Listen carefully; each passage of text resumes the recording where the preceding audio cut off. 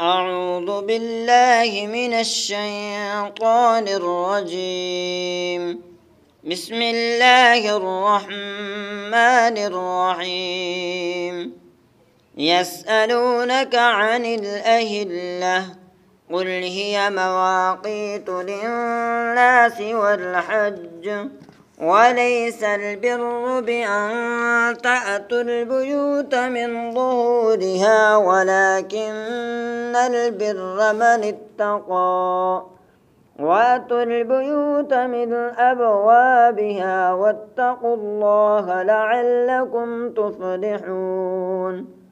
وقاتلوا في سبيل الله الذين يقاتلونكم ولا تعتدوا إن الله لا يحب المعتدين.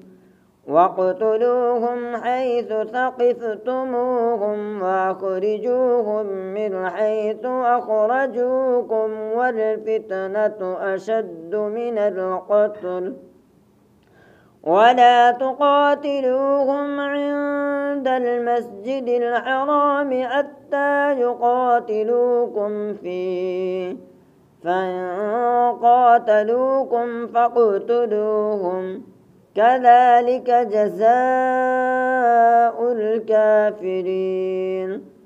فإن انتهوا فإن الله غفور رحيم. وقاتلوهم حتى لا تكون فتنة ويكون الدين لله فإن انتهوا فلا عدوان إلا على الظالمين. الشهر الحرام بالشهر الحرام والحرمات قصاص فمن اعتدى عليكم فاعتدوا عليه بمثل ما اعتدى عليكم واتقوا الله واعلموا أن الله مع المتقين. وأنفقوا في سبيل الله ولا تلقوا بأيديكم إلى التهلكة وأحسنوا إن الله يحب المحسنين.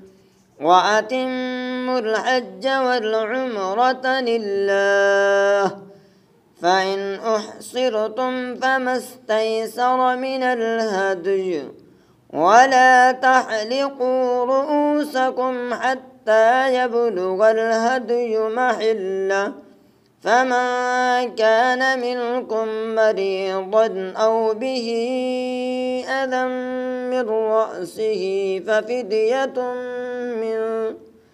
ففدية من صيام أو صدقة أو نسك فإذا أمنتم فمن تمتع بالعمرة إلى الحج فما استيسر من الهدي فمن لم يجد فصيام 3 أيام في الحج و7 إذا رجعتم تلك 10 كاملة ذلك لمن لم يكن أهله حاضر المسجد الحرام. واتقوا الله واعلموا أن الله شديد العقاب. صدق الله العظيم.